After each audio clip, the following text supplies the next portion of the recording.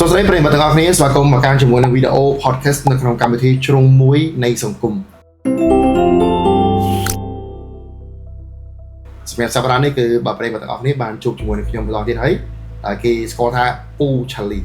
នៅ SKN ខាបណ្ដាស្គាល់ថាពូឆាលីដែរតែគេលើកថាស្អាតជាងគេណាអូខេចឹងនៅក្នុងសប្តាហ៍នេះជាមួយនឹងវីដេអូ podcast របស់យើងគឺដូចជាសប្តាហ៍មុនអញ្ចឹងតែខ្ញុំនឹងលើកយកជាមួយនឹងប្រធានបទមួយចំនួនហើយនៅក្នុងសប្តាហ៍នេះគឺมันជាអីឆ្ងាយពីបើវិស័យបើអូតូម៉ូទីបរបស់យើងទេដោយសារតែរាល់សប្តាហ៍ដែលយើងបានធ្វើមកគឺថាមានអ្នកដែលគាត់ជាអ្នកគ្រប់គ្រងជា fan បើជាអតិថិជនគឺគាត់បានធ្វើការបញ្ចេញមតិនៅក្នុងវីដេអូរបស់យើងនឹងមានការចូលរួមពីបាទ staff និករបស់ SK Group ដែលបងប្អូនពីច្រើនស្គាល់ថាបាទ admin SK នឹងតែម្ដងអញ្ចឹងឥឡូវនេះដើម្បីកុំឲ្យបើខាត់ពេលវេលាយូរយើងទៅជួបជាមួយនឹងបាទវត្តមានរបស់វិក្កាមរបស់យើងតែម្ដងសូមក្រុមជម្រាបសួរបងបាទជំរាបសួរបងបាទសប្តាហ៍នេះបានជួបបងម្ដងទៀតហើយដែលយើងស្គាល់គាត់ថាជាបាទ admin SK បាទបងក៏ជាបាទស្ថាបនិករបស់បាទ SK Group ប្រចាំនៅប្រទេសកម្ពុជារបស់យើងបាទបងសុខសប្បាយទេសុខទុក្ខធម្មតាទេបើមិនថាអត់សប្បាយក៏អត់ជឿបើគាត់ទៅដូចជាខានជួបបងមួយសប្តាហ៍មកទេបងបាទអីចូល10ចូលអូចូល10ថ្ងៃបាទបាទដោយសារខ្ញុំមានរវល់មួយរយៈនេះបាទទៅជាតិពេលបានទំនេរដើម្បីមកចូលរួមកម្មវិធី podcast ខ្ញុំដល់ពេលអត់បានជួបបង10ថ្ងៃអត់សូវបានអូនិយាយទៅអត់សូវនេះសុទ្ធទេអារម្មណ៍ទៅអបសុកដែរណានេះសុទ្ធតែមួយថ្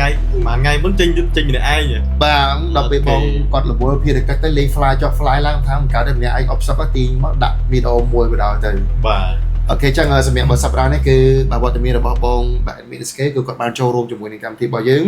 ហើយថ្ងៃនេះបងនិយាយមែនទេទៅគឺយើងដូចជាមិនមានប្រធានបទអីក្រៅពីកន្លែងដំបូងរបស់យើងទេបាទដោយសារតែវីដេអូដែលយើងបានធ្វើទៅនោះគឺមានបាទប្រិយមិត្តរបស់យើងគឺគាត់បានធ្វើការបញ្ចេញមតិតាក់ទងជាមួយនឹងគេថានីតិវិធីនៅក្នុងការកម្មង់រថយន្តពីកូរ៉េមកហើយឃើញថាសំណួរមួយចំនួនគឺគាត់នៅតែមានចម្ងល់ថាការកម្មង់មកនោះរបៀបមិនឆ្លងកាត់អីមិនខ្លះហើយមានអីគួរឲ្យទុកចិត្តចឹងណាអូខេចឹងអានេះគឺចង់ឲ្យបងចូលរួមនៅក្នុងកម្មវិធីរបស់យើងដើម្បីធ្វើការស្រាយបំភ្លឺតាក់ទងជាមួយនឹងបាទចម្ងល់ទាំងអស់ហ្នឹងអូខេបាទអញ្ចឹងនៅក្នុងនេះគឺខ្ញុំបានធ្វើការស្រង់នៅបាទមតិយោបល់របស់គាត់មួយចំនួនដែលបាទទី1នេះគឺគាត់ឆ្ងល់ថាតើការកម្មង់ឡានពីកូរ៉េមកនោះគឺឆ្លងកាត់ជាមួយនឹងដំណាក់កាលអីខ្លះទងំតាឡានហ្នឹងចេញពីគេមកដល់ស្រុកខ្មែររបស់យើងតែម្ដងអូខេបងសំជិញសំណួរល្អក៏ប៉ុន្តែសូមដំបូងឡើយសូមជាឱកាសមកជំរាបសួរទៅកាន់បងប្អូនប្រិយមិត្តរបស់ podcast ហើយពាក់ព័ន្ធជាមួយនឹងសំណួរតើនីតិវិធីក្នុងការកម្មង់រថយន្តពីប្រទេសកូរ៉េហ្នឹងឆ្លងកាត់ដំណាក់កាលអីខ្លះអញ្ចឹងមែនតើទៅនៅក្នុងនីតិវិធីក្នុងការនាំចូលរថយន្តពីប្រទេសកូរ៉េមកកាន់ប្រទេសខ្មែរយើងវាឆ្លងកាត់ច្រើនដំណាក់កាលដែរបាទដោយសារតែប្រភេទការងារនេះមិនមែនយើងមានលុយហើយអាចធ្វើបានទេណាការងារមួយចំនួនមានលុយអាចធ្វើបានតែការងារមួយចំនួនគឺអត់មានលុយហើយគឺអត់អាចធ្វើបានទៀតបាទអញ្ចឹងមកខ្ញុំរៀបរាប់ពី A ដល់ Z នៃនីតិវិធីពីជំហានដំបូងរហូតដល់ជំហានបញ្ចប់បានរថយន្តហើយបានស្លាកពន្ធយកទៅចាប់ផ្លាកលេខប្រើនោះមកជំហានដំបូងបំផុតនៅពេលដែលយើងធ្វើការនាំចូលរថយន្តពីប្រទេសកូរ៉េមកកាន់កម្ពុជាជំហានដំបូងផុតយើងត្រូវ check មើលរថយន្តណាដែលយើងស្រឡាញ់សិនបាទហ្នឹងហើយអញ្ចឹងឧទាហរណ៍ថាខ្ញុំស្រឡាញ់ Kia Carnival 021ដូច្នេះពីខ្ញុំតខ្ញុំនៅ office នៅកូរ៉េរបស់ខ្ញុំមាននៅដៃ showroom ហ្មងអញ្ចឹងហើយខ្ញុំដំបូងឡើយខ្ញុំត្រូវមើលឡានក្នុង showroom នោះសិនថាតើនៅក្នុងចំណោមឡាន Kia Carnival 021 22 23ហ្នឹងដែលខ្ញុំចង់បានហ្នឹងតើមានឡានណាមួយដែល quality ស្អាតតម្លៃសមរម្យខ្ញុំអាចទទួលយកបានអត់អូខេបាទអញ្ចឹងប្រសិនបើក្នុងករណីនៅក្នុង office ដែលខ្ញុំធ្វើការហ្នឹងមានរថយន្តដែលខ្ញុំទទួលយកបានតម្លៃខ្ញុំអូខេខ្ញុំធ្វើការទិញយកតែម្ដង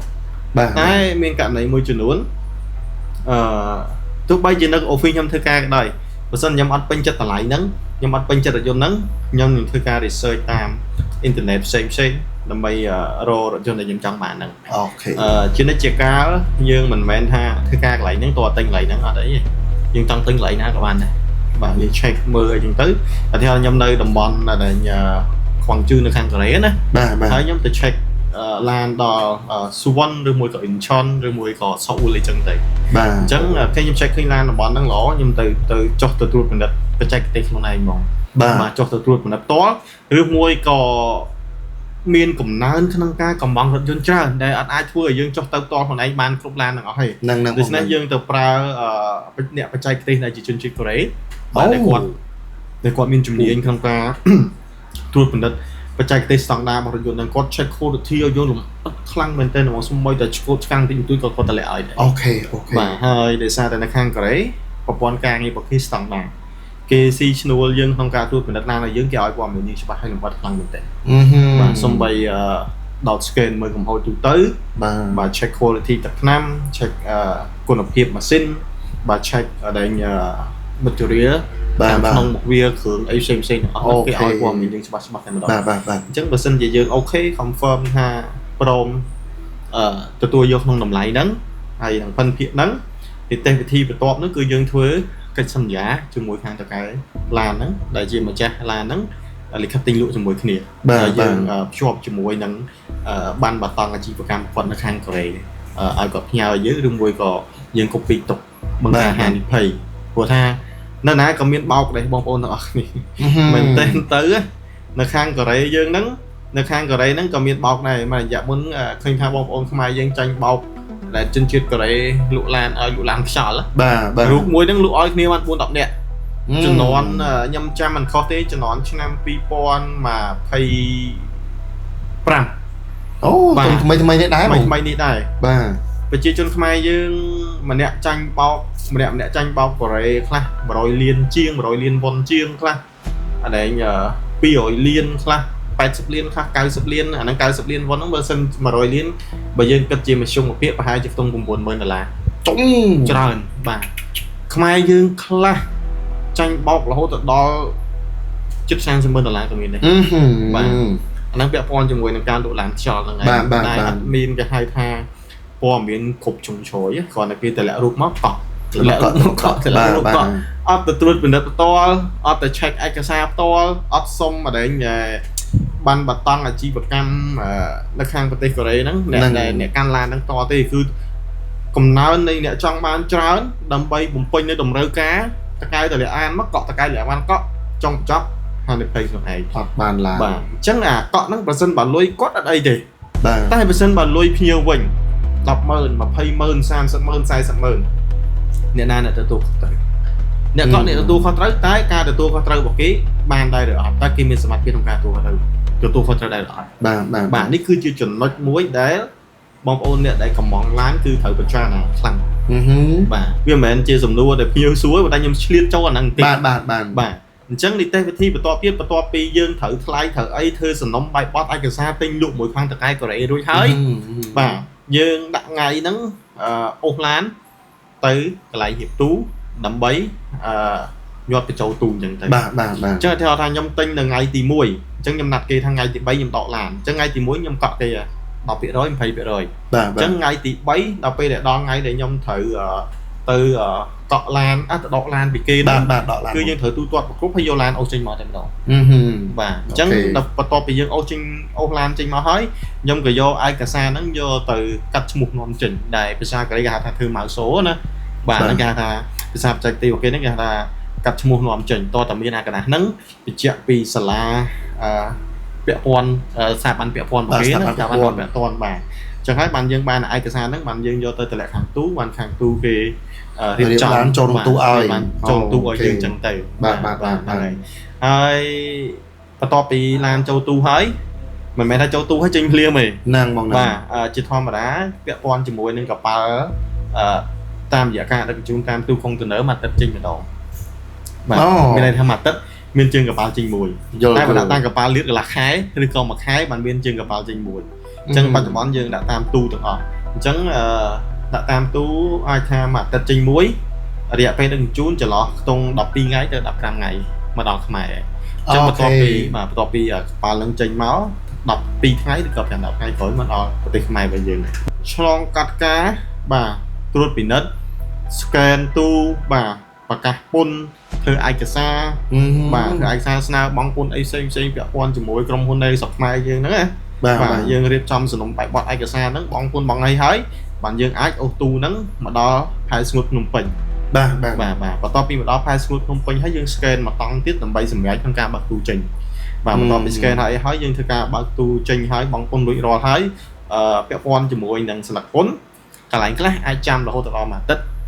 ក៏មាន5ថ្ងៃក៏មាន7 8ថ្ងៃក៏មានក៏ប៉ុន្តែដល់ឡែកក្រុមហ៊ុនយើងបើកទូថ្ងៃហ្នឹងបានលឹកពន្ធថ្ងៃហ្នឹងបាទគេ special បាទនេះចំណុចពិសេសបាទបាទអញ្ចឹងហើយនេះខ្ញុំគ្រាន់តែរៀបប្រាប់ពីត្រួសបាទព្រោះថានីតិវិធីហ្នឹងវាមានតាក់ទងទៅខាងតកង់ឡានតាក់ទងទៅខាងឡានដឹកឡានដើម្បីដឹកឡានហ្នឹងទៅហាទូបាទនៅផ្សេងទៀតគាត់ថានេះខ្ញុំសម្រួមឲ្យខ្លីខ្លឹមងាយស្រួលក្នុងការយល់តែម្ដងបាទអូខេអរគុណច្រើនសម្រាប់បងបាទ admin SK ឃើញថាសម្រាប់បើការកំងឡានពីកូរ៉េមកបើយើងស្ដាប់មើលទៅវាឆ្លងកាត់ដំណាក់កាលច្រើនគួរសមដែរហើយដូចបងបានបញ្ជាក់ពីខាងដើមថាប្រសិនបើយើងមិនមានក្រុមការងារច្បាស់លាស់មិនមានតំណែងតំណងមិនមានក្រុមហ៊ុនដែលនៅកូរ៉េទេខ្ញុំជឿថាច្បាស់ណាស់មិនអាចនឹងធ្វើបានដល់ប៉ុណ្ណេះទេបាទដូចបងនិយាយមួយទៀតថាមានលុយក៏ធ្វើអត់កើតដែរបើសិនជាយើងអត់មានបាទក្រុមការងារដែលច្បាស់លាស់ណាហើយជាពិសេសដែលខ្ញុំចាប់អារម្មណ៍នេះគឺចំណុចទៅលើបាទពេលវេលាបើសិនជាធៀបជាមួយនឹងការកំងពីបណ្ដាប្រទេសផ្សេងៗណារហូតដល់3ខែក៏មានដែរអញ្ចឹងបើសិនជាយើងមើលស្ដាប់បងរៀបរាប់ពីដំណាក់កាលរបស់គេមិញហ្នឹងប្រហែលជា3ទៅ4សប្តាហ៍មកដល់ស្រុកខ្មែរយើងបាទមែនទេបងបាទអញ្ចឹងវាពិតជាលឿនមែនតើបាទអូខេសម្រាប់បាទមតិបាទទី2របស់បាទ fan របស់យើងណាបើនិយាយថាគាត់ជា fan ចុះបាទដែលគាត់សួរថាតើការកំងឡានពីប្រទេសកូរ៉េមកហ្នឹងវាមាននៅអត្ថប្រយោជន៍អីខ្លះបាទអត្ថប្រយោជន៍ដែលយើងកំងឡានពីប្រទេសកូរ៉េមកវាមានប្រយោជន៍អីខ្លះសម្រាប់អ្នកដែលគាត់កំងបាទតាមរយៈក្រុមហ៊ុនរបស់យើងណាមែនតើទៅមានមតិចម្រុងចម្រាស់ខ្លះគិតថាកំងឡានពីកូរ៉េអត់បានឃើញឡានផ្ទាល់បាទតែបើពីខ្ញុំទៅខ្ញុំប្រើភាសាមួយថាកំងឡានពីកូរ៉េទៅបានឃើញឡានផ្ទាល់បាទមានឆ្ងល់ទេហើយចំណុចហ្នឹងឆ្ងល់វាបងនិយាយខ្ញុំឆ្ងល់មែនតែមែនតើអញ្ចឹងនីតិវិធីក្នុងការកំងឡានពីកូរ៉េហើយបានខ្ញុំនិយាយថាកំងពីកូរ៉េបានឃើញឡានផ្ទាល់អត់កំងឡានពីកូរ៉េទិញនៅស្រុកខ្មែរអត់ឃើញឡានផ្ទាល់ទេដោយសារមូលហេតុអញ្ចឹងបច្ចុប្បន្នទីផ្សារនាំចេញគឺប្រកួតប្រជែងបាទហើយតម្លៃឡានមួយចំនួនណាឡានដូចគ្នា option ដូចគ្នាតែតម្លៃខុសគ្នាបាទគ្រប់យ៉ាងវាមានហេតុផលរបស់វាហើយបើសិនបើបងប្អូនទាំងអស់គ្នាចង់ដាំទឹកឲ្យពុះឬតាដុតកម្ដៅរហូតដល់100អង្សាដែរមិនចឹងហ្នឹងបងហ្នឹងហើយអញ្ចឹងបានថាឡាននៅក្នុងប្រទេសកូរ៉េវាមានឡានខ្លះធូរវាមានមូលហេតុដូចថាអីឡានខ្លះបុកប៉ះពីមុខក្រោយបន្តិចបន្តួចអីឬមួយក៏មធ្យមអីចឹងទៅវាមានតម្លៃក្រោមឡានស្អាតរហូតដល់2000បាទ3000ឬមួយក៏1000អីចឹងទៅអញ្ចឹង dealer យើង dealer ជាក់ស្ដែងមួយចំនួនធំគាត់ទិញឡានយកមកលក់គាត់ត្រូវការប្រភេទឡានបែបហ្នឹងបាទដូចស្អីយកមកគាត់អត់លក់តាមរូបគេគាត់អត់លក់កំងទេយកមកគាត់ត្រូវការយកមករៀបចំកែកុនបាញ់ថ្នាំជុះជុលអីផ្សេងនៅប្រទេសស្រុកខ្មែរយើងហ្នឹងបាទអស់តែ2-300ជុះថ្នាំជុះអីម៉មមកគាត់យកទៅលក់ស្មើតម្លៃទីផ្សារឬមួយក៏ក្រោមតម្លៃទីផ្សារ1000-2000អីចឹងទៅបាទគាត់ខ្ចីញ៉ាញ់អញ្ចឹងបាទខ្ញុំនិយាយថាតើបងប្អូនទាំងគ្នាបានឃើញរថយន្តហ្នឹងពីប្រទេសកូរ៉េផ្ទាល់អត់មានរូបភាពភិនភាគច្បាស់លាស់ផ្ទាល់ពីប្រទេសកូរ៉េអត់ទេព្រោះថាគេបានបិទអារូបហ្នឹងហើយព្រោះឡានខ្លះប៉ះពីមុខឡានខ្លះប៉ះពីក្រោយគេយកមកដោះដូរគេយកមកជួសជុលចឹងទៅបាទហើយសម្រាប់ការកំងវិញមែនតើទៅយើងទទួលការកំងយើងអាចទៅថតឡានបុកពីមុខបុកក្រោយយកឲ្យភ្ញៀវឯងហើយខ្ញុំជឿថាអារម្មណ៍ខ្ញុំអារម្មណ៍មនុស្សគ្រប់គ្នាបាទទិញឡានណាទោះបីជាឡានហ្នឹងថោកយ៉ាងណាក៏ដោយប្រសិនបើឡានហ្នឹងមើលទៅឃើញប៉ះពីមុខប៉ះពីក្រោយអាក្តីស្រឡាញ់ចេញពីចិត្តរបស់យើងអារម្មណ៍របស់យើងបេះដូងរបស់យើងអស់ហើយធូរយ៉ាងណាក៏ដោយក្រោមហាងឆេង2000 3000 4000 5000តែឡានហ្នឹងបុកពីមុខបុកក្រោយបងប្អូនយកអារម្មណ៍យើងអ្នកប្រើបាទមានតែអ្នកលក់បន្តតែប៉ុណ្ណោះដែលគាត់គិតថា no problem អត់បញ្ហាប៉ុណ្ណឹងគាត់យកមករៀបចំបាទតែបើអារម្មណ៍អ្នកប្រើអត់ទទួលយកដាច់ខាតអញ្ចឹងហើយបាននីតិវិធីក្នុងការទិញឡានពីប្រទេសកូរ៉េនេះវាចំណេញនេះគឺយើងបានមើលឃើញផ្ទាល់ពីប្រទេសកូរ៉េថាឡានហ្នឹងរូបភាពភិនភាគវាប៉ុណ្ណឹងវាស្អាតប៉ុណ្ណឹងកម្រិតហ្នឹងតើបងឯងទទួលយកបានអត់បាទនេះអញ្ចឹងបានឃើញរូបភាពស៊ីនមកវានេះស្មើនឹងពាក្យថាឃើញផ្ទាល់មិនមែនជាអាឃើញអ្វីដែលគេរៀបចំហើយណាបាទអញ្ចឹងហើយបានខ្ញុំនិយាយថាកំងឡានពីកូរ៉េចំណុចពិសេសរបស់វាធំបំផុតគឺបានឃើញរូបភាពផ្ទាល់អូខេហើយនៅមានទៀតពាក់ព័ន្ធជាមួយតម្លៃមែនទែនទៅតម្លៃក៏យើងព្យាយាម survey ធ្វើមិនឲ្យបាន tiếpបំផុតតាមតែអាចធ្វើបាន បាទ ដោយសារតែអតិជនដែលកំងពីកូរ៉េគាត់បានកក់យើងមួយចំនួនហើយអញ្ចឹងយើងមានអតិជននៅក្នុងដៃស្រាប់ ហ្នឹង បាទអញ្ចឹងចំណេញតិចតួច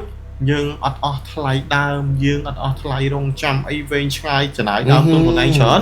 ដូច្នេះហើយបូកចំណេញបន្តិចតួចក៏យើងអាចយកបានដែរសំខាន់ឲ្យតែអតិជននៅក្នុងដៃស្រាប់ អូខេ នឹងហើយគឺជាផលចំណេញបាទពីរធំនៃការកំងអតិជនពីប្រទេសកូរ៉េផងដែរ បាទអរគុណច្រើនបងបន្ទាប់ពីស្ដាប់បងបកស្រាយឲ្យទើបខ្ញុំយល់ច្បាស់ថាមូលហេតុហេតុអីក៏ឡានភិនភាគដូចគ្នាប៉ុន្តែតម្លៃវាខុសគ្នា បាទហើយមូលហេតុអីដែលអ្នកដែលគាត់ទិញឡានពី SKNK គឺបានឃើញពីរូបភាពឡានសភាពដើមរបស់វាមក បាទឡានហ្នឹងមានប៉ះប៉ុណ្ណេះឡាននេះស្ទើរកន្លែងនេះបន្តិចអានេះគឺយើងឃើញវាស្មើនឹងន័យថាគឺយើងបានឃើញផ្ទាល់ហើយបាទប៉ុន្តែឡានដែលយើងមិនអត់ឃើញស្អាតភ្លឹងហ្នឹងមុនពេលដែលភ្លឹងហ្នឹងគឺយើងអត់បានឃើញទេបាទនេះហើយគឺថាយើងបានឃើញចង់មើលឃើញផ្ទាល់ឬមួយក៏មើលអ្វីដែលគេរៀបចំហើយហ្នឹងបងសំណួរគឺវាអញ្ចឹងវិញដល់ពេលដែលគាត់ចង់ដឹងថាតើមានលក្ខណៈពិសេសអីគេខ្លះបាទអញ្ចឹងយើងចោទសំណួរគាត់ថាអ្នកខ្លះគាត់គិតថាឡានពីកូរ៉េមិនទាន់បានឃើញហ៎អញ្ចឹងយើងសួរតែគាត់វិញថាចង់មើលឃើញភិនភាគរបស់វាផ្ទាល់ច្បាស់ឬមួយក៏ចង់មើលភិនភាគដែលគេរៀបចំហើយបាទសំណួរចេញទៅវិញបែបហ្នឹងបើសិនបើគាត់សួរថាអត់អាចមើលឃើញផ្ទាល់បានអូខេបងបាទអរគុណច្រើនបងសម្រាប់ការបកស្រាយនៅក្នុងចម្ងល់បទី2របស់យើងបាទហើយសម្រាប់បាទថ្ងៃនេះក៏យើងមានជាមួយនឹងសំណួរមួយទៀតបាទសុំបង3សំណួរបាទសុំពេលបងតិចណាបាទសម្រាប់សំណួរទី3ហ្នឹងគឺបាទប្រិយមិត្តយើងគាត់សួរថាចេះតើឡានកូរ៉េហ្នឹងវាមានគុណភាពដូចឡាននៅបណ្ដាប្រទេសផ្សេងអត់ដែលនៅក្នុងស្រុកខ្មែរយើងមានការនាំចូលមកណាឧទាហរណ៍ដូចជាប្រភេទឡានជប៉ុនណាឬក៏ឡានអីផ្សេងដែលមានទីផ្សារក្នុងស្រុកខ្មែររបស់យើងបាទតើបងសំជិញមែនតើទៅបើសួរថាគុណភាពឡានកូរ៉េទៅប្រៀបធៀបមួយប្រទេសផ្សេងហ្នឹងល្អអត់ឬមួយក៏អន់ជាងគេឬមួយក៏ល្អជាងគេឬមួយក៏ស្មើគេវាពិតជាពិបាកក្នុងការប្រៀបធៀបដោយសារតែក្រុមហ៊ុននីមួយ quality standard របស់ក្រុមហ៊ុននីមួយវាសិតតែខុសគ្នាបាទហើយបើយើងនិយាយថាឡានកូរ៉េអត់ល្អទេបើល្អប្រជាជនខ្មែរប្រើយូរហើយអាហ្នឹងបើយើងមើលជ្រុងប្រជាជនខ្មែរយើងអាចមើលឃើញបែបហ្នឹងតែបើយើងក៏លេខទៅមើលជ្រុងប៉ែកខាងអឺរ៉ុបឬមួយក៏ប្រទេសផ្សេងដូចពួកអាហ្វ្រិកក៏ដូចជាប្រទេសផ្សេងគេនាំចេញឡានពីកូរ៉េយ៉ាងគំហុកតែម្ដងច្រើនគ្រប់បណ្ដាប្រទេសហើយរាល់ថ្ងៃនេះសម្បីតែប្រទេសប៉ែកខាងអឺរ៉ុបក៏ប្រើឡានកូរ៉េដែរបាទនាំចេញយ៉ាងទូលំទូលាយខ្លាំងមែនតើហើយចុះហេតុអីបានប្រជាជនខ្មែរយើងអត់ប្រើឡានកូរ៉េតែពិតប្រជាជនខ្មែរទទួលស្គាល់ឡានកូរ៉េតាំងពី30ឆ្នាំមុនជាងឯណោះបាទឥឡូវបើយើងកលេចទៅមើលឡានដឹកជញ្ជូនតើស្រុកខ្មែរបច្ចុប្បន្នមានឡានណាដែលច្រើនជាងឡានកូរ៉េសម្រាប់ឡានដឹកជញ្ជូនបាទសម្រាប់ឡានដឹកជញ្ជូនបាទអញ្ចឹងមានន័យថាប្រជាជនខ្មែរបានទទួលយកគុណភាពឡានកូរ៉េហ្នឹងតាំងពីជាង30ឆ្នាំមុនហើយបាទគ្រាន់តែថាប្រជាជនខ្មែរយើងមួយចំនួនទៀតពាក់ព័ន្ធជាមួយនឹងឡានជិះលក្ខណៈទេសចរវាអត់ទលំទលាយបាទពីមុនវាអត់ទលំទលាយតែមកទល់បច្ចុប្បន្នវា worldwide វាថាស្មើភាពគ្នាឥឡូវនៅគេទទួលស្គាល់ហើយខ្ញុំសុំកាត់បងតិចខ្ញុំគិតថាប្រហែលជាគាត់គិតថាអញ្ចេះឡានកូរ៉េនេះប្រហែលជាគេធ្វើមកផ្ដោតសំខាន់ទៅលើតឡានដឹកឯងមកទៅបើអាឡានជិះគ្រួសារបើជិះកើតទេប្រហែលជាគាត់មានកំណត់ហ្នឹងបានជានៅពេលដែលគាត់ចង់រកឡានជាលក្ខណៈគ្រួសារគាត់អត់សូវផ្ដោតទៅលើឡានកូរ៉េបាទជ្រុងមួយទៀតអាចនឹងគាត់គិតអញ្ចេះដែរគាត់និយាយថាខ្វះគ្រឿងបញ្ហាខ្វះគ្រឿងហ្នឹងវាយើងទទួលស្គាល់ថាពីមុនវាពិតជាខ្វះមែនក៏ប៉ុន្តែមកទល់បច្ចុប្បន្ន5ឆ្នាំចុងក្រោយនេះខ្ញុំគិតថាវាមិនមែនជារឿងពិបាកសម្រាប់បងប្អូនទាំងអស់គ្នាទៀតទេពាក់ព័ន្ធជាមួយគ្រឿងដោយសារតែបច្ចុប្បន្នមធ្យោបាយក្នុងការដឹកជញ្ជូនក៏លឿនមធ្យោបាយក្នុងការធ្វើដំណើរក៏ងាយស្រួលហើយវិធីសាស្ត្រក្នុងការកំងហ្នឹងក៏វាមានច្រើនបែបច្រើនទម្រង់ច្រើនរូបភាពដែរហើយមិនមែនថាជិះឡានកូរ៉េតើតែកំងគ្រឿងមកពីកូរ៉េបានមានអត់ទេបងប្អូនគិតថាចង់បានធូរថ្លៃកំងមកពីចិនដឹកតាមអីពី2ថ្ងៃដល់ចង់បានតម្លៃបោះដុំចង់បានតម្លៃល្អអីយកមកពីចិនយកមកពីតៃវ៉ាន់យកមកពីវៀតណាមយកមកពីកូរ៉េឬមួយយកមកពីអីផ្សេងទៀតតាមតែអាចធ្វើទៅបានហើយបច្ចុប្បន្នដូចខ្ញុំនិយាយអញ្ចឹងថាឡានកូរ៉េគេទទួលស្គាល់ទូទាំងពិភពលោកអញ្ចឹងប្រទេសណាក៏គេមានគ្រឿងដែរបាទដោយសារតែខ្មែរយើងជាប្រទេសមួយដែលរៀងតូចដែរអញ្ចឹងហើយយើងអត់មានរោងចក្រដើម្បីផលិតគ្រឿង material របស់ឡានហ្នឹងទេបាទដូច្នេះជាក្តីបារម្ភអីចឹងទៅបាទតោះបងមានថាទៀតណាសម្រាប់ខ្ញុំ3សំណួរនេះខ្ញុំជូនចម្លើយបានប៉ុណ្ណឹងហើយខ្ញុំសង្ឃឹមថាបងប្អូនទាំងអស់គ្នា នឹងយល់ហើយប្រសិនបើបងប្អូនទាំងអស់គ្នាបាទមានសំណួរអីបន្ថែមទៀតអាចជួយការ comment នៅខាងក្រោមវីដេអូនេះបាទបាទនិយាយទៅសម្រាប់ខ្ញុំហ្មងណានៅពេលដែលខ្ញុំបានធ្វើការស្រង់ជាមួយនឹងចម្ងល់របស់ប្រិមិត្តរបស់យើងបាទគឺថាវាសុទ្ធតែជាអ្វីដែលយើងបានជួបប្រទះបាទរាល់ថ្ងៃដូចគ្នានៅពេលដែលបងប្អូនដែលគាត់អញ្ជើញមកមើលឡានគាត់តែងតែឆ្ងល់ថាឡានការ៉េហ្នឹងវាល្អប្រើអត់ដូចយើងនិយាយសាមញ្ញគេថាអាហ្នឹងតិចប្រើមិនកើតទៅវិញហើយប្រើទៅក៏ឡងថ្ងៃក្រោយទៅយើងចង់រកគ្រឿងបន្លាយទៅណាបាទជាចម្ងល់ដែលអ្នកដែលគាត់ជាអ្នកប្រើប្រាស់ដែលគាត់មិនទាន់ស្គាល់ពីឡានការ៉េគាត់តែងតែមានកង្វល់ថាប្រសិនបើប្រើទៅថ្ងៃក្រោយអាចគ្រឿងបន្លាយយើងត្រូវនឹងកន្លែងណាបាទហើយផ្ញើមកហ្នឹងជួនកាលលើតែគេនិយាយថាឡានហ្នឹងចេះឡានហ្នឹងចុះទាំងខ្លួនឯងមិនទាន់បានជួបផងធ្វើឲ្យគាត់រៀរែកមិនហ៊ានសម្រេចចិត្តនៅក្នុងការកំងបាទហើយចំណុចមួយដែលខ្ញុំបានចាប់ពីបងនៅពេលដែលបងនិយាយថាបើយើងនិយាយពីក្នុងជ្រុងស្រុកខ្មែររបស់យើងមើលទៅមិនទាន់ទលំទលាប៉ុន្តែបើយើងនិយាយអំពី Worldwide មានន័យថាឡានការ៉េគឺវាបានខ្សែវាទៅយូរណាស់ហើយបាទវាយូរណាស់ហើយអញ្ចឹងអាចនិយាយបានថាប្រសិនបើឡានការ៉េមិនមានគុណភាពមិនមានការផ្ដល់ទំនុកចិត្តខ្ញុំជឿថាបណ្ដាប្រទេសដែលគេជឿលឿនយើងស្រួលគេមិនប្រើផងមែនទេបងបាទហើយហេតុអីក៏យើងជាប្រទេសមួយដែលអាចមានឱកាសនៅក្នុងការយកឡានដែលល្អមកប្រើបាទជាមួយនឹងពេលវេលាខ្លីជាមួយនឹងតម្លៃធូរហេតុអីក៏យើងអត់ប្រើមែនទេបងខ្ញុំគាត់ថាវាជាជំរឿនមួយដែលល្អមែនទេសម្រាប់បងប្អូនដែលគាត់មានតម្រូវការនៅក្នុងការប្រើប្រាស់ហើយយើងមានកញ្ចប់ថវិកាតិចតួចអត់ចង់រងចាំយូរសុវត្ថិភាពបងប្អូនអាចពិចារណាក្នុងការកំងជាមួយនឹងឡានពីប្រទេសកូរ៉េបានហើយជាពិសេសបើចង់ឲ្យលឿនសុវត្ថិភាពទំនុកចិត្តបងប្អូនអាចធ្វើការកំងតាមរយៈបាទ SKN ខាងមកធានាជូនតែម្ដងបាទអរគុណច្រើនគឺថាសម្រាប់វីដេអូរបស់យើងនៅក្នុងសប្តាហ៍នេះបាទបានបងប្រុសបាទ admin SK ដែលជា staff របស់បាទ SK Group បាទបានធ្វើការចូលរួមនៅក្នុងការបកស្រាយតាក់ទងជាមួយនឹងបាទចម្ងល់របស់បាទប្រិមិត្តរបស់យើងអញ្ចឹងសម្រាប់បាទប្រិមិត្តដែលគាត់បានទស្សនានៅបាទវីដេអូមួយនេះមានចម្ងល់អីបន្ថែមទៀតតាក់ទងជាមួយនឹងការបញ្ជាទិញឬក៏តាក់ទងជាមួយនឹងវិស័យបាទអូតូម៉ូទីវគឺអាចធ្វើការបាទបញ្ចេញនៅមតិអារម្មណ៍នៅក្នុងវីដេអូរបស់យើងបានវីដេអូក្រោយយើងនឹងមានការដកស្រង់ជាមួយនឹងមតិបន្ថែមទៀតឲ្យតែបងប្អូនអញ្ជើញចូលរួមនៅក្នុងការបញ្ចេញមតិយើងរីករាយនៅក្នុងការយកមកដាក់ទៅដើម្បីឲ្យបាទវិក្កាមរបស់យើងធ្វើការបកស្រាយតែម្ដងអរគុណច្រើនបងអរគុណសម្រាប់ការចំណាយពេលវេលានៅក្នុងការចូលរួមជាមួយនឹងបាទកម្មវិធីជ្រុំមួយនៃសង្គមរបស់យើងហើយសង្ឃឹមថាបាទសប្តាហ៍ក្រោយនៅពេលដែលយើងមានកម្មវិធីនឹងមានវត្តមានបងជ័យមកទៀតបាទសង្ឃឹមថានឹងលេងខកខានណាបាទព្រោះថាខ្ញុំនិយាយតាមត្រង់នៅពេលដែលខ្ញុំធ្វើកម្មវិធីបាទ podcast ជាមួយនឹងបងខ្ញុំស្ដាប់បងគឺជក់មែនទែនវាហាក់បីដូចជាយើងទទួលបាននៅបាទចំណេះដឹងបន្ថែមទៀតបាទតាក់ទងជាមួយនឹងវិស័យអូតូម៉ូទីវក៏ដូចជាបាទការកំងឡានផ្សេងៗពីប្រទេសកូរ៉េមកដែលពីមុនយើងសឹងថាអត់ដឹងសោះបើសិនជាខ្ញុំអត់បានឆ្លងកាត់ជាមួយនឹងកម្មវិធីនេះណាខ្ញុំប្រហែលជាដូចពួកគាត់អញ្ចឹងនៅតែមានចម្ងល់ថាឡានកូរ៉េមិនទេវ៉ៃឡានកូរ៉េនេះគេធ្វើតែឡានដឹកណាយើងនៅតែមានចម្ងល់ណាប៉ុន្តែបន្ទាប់ពីទស្សនាវីដេអូចប់ខ្ញុំជឿថាបងប្អូនប្រកាសជាបានបាទច្បាស់នៅក្នុងអារម្មណ៍ណាហើយនឹងបដូរគំនិតនៅក្នុងការជ្រើសរើសឡានពីបាទឡានផ្សេងឬក៏ការប្រើប្រាស់ជាមួយនឹងបាឡាករ៉េអរគុណច្រើនសម្រាប់កម្មវិធីបាទជ្រុំមួយនៃបាទសង្គមរបស់យើងសម្រាប់សប្តាហ៍នេះក៏ដល់ពេលត្រូវគ្រប់វាហើយអរគុណសម្រាប់ប្រិយមិត្តទាំងអស់គ្នាដែលបានចំណាយពេលវេលាដ៏មានតម្លៃនៅក្នុងការចូលរួមទស្សនាជាមួយនឹងវីដេអូយើងសង្ឃឹមថាឱកាសក្រោយយើងនឹងមានជាមួយនឹងបាទសំណួរបន្ថែមទៀតពីប្រិយមិត្តទាំងអស់គ្នាសម្រាប់គណៈពេលនេះខ្ញុំមកជាមួយនឹងបាទ Admin SK បាទសូមអរគុណសូមគោរពលា